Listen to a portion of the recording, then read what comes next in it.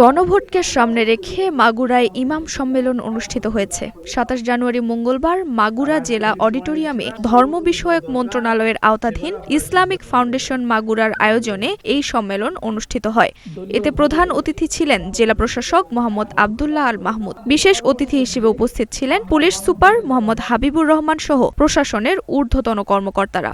সম্মেলনে বক্তারা বলেন, গণভোট শুধু আনুষ্ঠানিক প্রক্রিয়া নয়, এটি রাষ্ট্রের ভবিষ্যৎ নির্ধারণের গুরুত্বপূর্ণ সিদ্ধান্ত।